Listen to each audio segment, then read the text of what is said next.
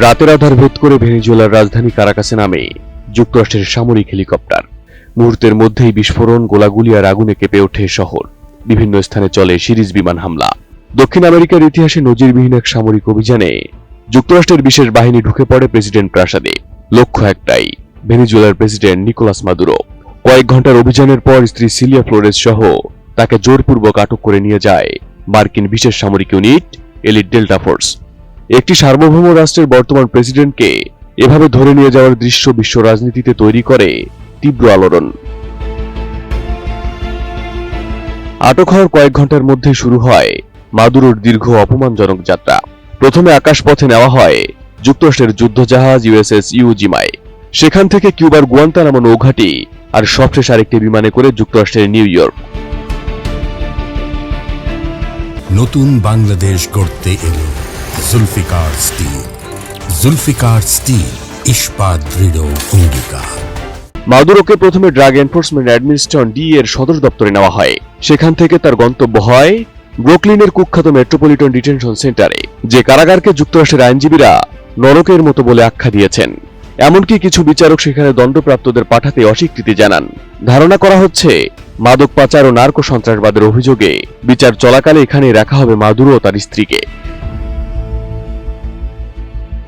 ব্রুকলিনের new ইয়র্কের সমুদ্র বন্দর থেকে কয়েক মিটার দূরে অবস্থিত এই কারাগার বাইরে থেকে দেখলে একটি সুরক্ষিত দুর্গের মতো। কংক্রিট ও স্টিলের তৈরি বহুতল ভবন, চারপাশে ইস্পাতের ব্যারিকেড, দূর থেকেও ছবি তুলতে সক্ষম নজরদারি ক্যামেরা। কিন্তু ভেতরের চিত্র সম্পূর্ণ ভিন্ন। স্থানীয় আন্তর্জাতিক গণমাধ্যমের দাবি, এখানে সেলগুলো মাত্র কয়েক মিটার লম্বা, আর বন্দীরা দিনের অধিকাংশ সময় কাটান সেই সেলের মধ্যেই, সূর্যের আলো, খোলা বাতাস কিংবা স্বাভাবিক মানবিক জীবনের ছোঁয়া থেকে বহু দূরে। এই কারাগারকে পৃথিবীর নরক বলা হয় মূলত এর ভয়াবহ ব্যবস্থাপনার কারণে।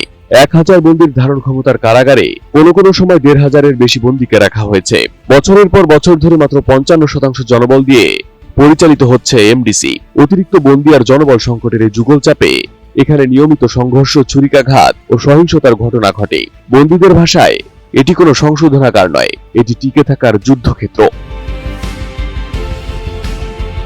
2019 সালের শীত এই নরকের চিত্র আরো নগ্ন করে তোলে। বৈদ্যুতিক ত্রুটির কারণে শীতের মাঝামাঝি সময়ে কয়েকদিন ধরে পুরো কারাগার বিদ্যুৎ ও গরমবিহীন ছিল। হিমশীতল সেলে বন্দীরা কম্বল জড়িয়ে কাঁপতে কাঁপতে রাত কাটান। তখন নিউ ইয়র্কের তৎকালীন অ্যাটর্নি জেনারেল লেটিশিয়া জেমস একে অগ্রহণযোগ্য অমানবিক বলে আখ্যা দেন এবং ফেডারেল সরকারের বিরুদ্ধে মামলা করেন। তার ভাষায়, কারাবন্দী হওয়া মানে মানবাধিকার থেকে বঞ্চিত হওয়া নয়। এদিকে চিকিৎসা ব্যবস্থার করুণ দশা এই নরককে আরো ভয়াবহ করে তুলেছে। চিকিৎসা সেবার অভাব, স্বাস্থ্যবিধির চরম লঙ্ঘন, খাবারে কৃমির উপস্থিতির অভিযোগ বহু পুরনো। এসবের ফলে 2021 থেকে 2024 সালের মধ্যে অন্তত 4 জন বন্দী আত্মহত্যা করেছেন বলে ধারণা করা হয়। আইনজীবী এডুইন কর্ডেরো এমডিসিকে আখ্যা দিয়েছেন পৃথিবীতে নরকের জীবন্ত প্রতিচ্ছবি হিসেবে। তবুও যুক্তরাষ্ট্রের কর্তৃপক্ষ এখানে রেখেছে বহু প্রভাবশালী বন্দীকে। হন্ডুরাসের সাবেক প্রেসিডেন্ট হুয়ান অরল্যান্ডো হার্নান্দেজ, মেক্সিকোর মাদক সম্রাট এল চাপো, সিনালোয়া কার্টেলের শীর্ষ নেতা এলমাও জাম্বাডা, 9/11 পরবর্তী আল কায়দা সদস্য, এমনকি আন্তর্জাতিক আর্থিক কেলেঙ্কারির মুখ স্যাম ব্যাংকম্যান ফ্রাইড এই কারাগারে বন্দী। সেই তালিকায় এখন যুক্ত হয়েছে ভেনেজুয়েলার বর্তমান president Nicolas Maduro. Arif Hasan, ATN news.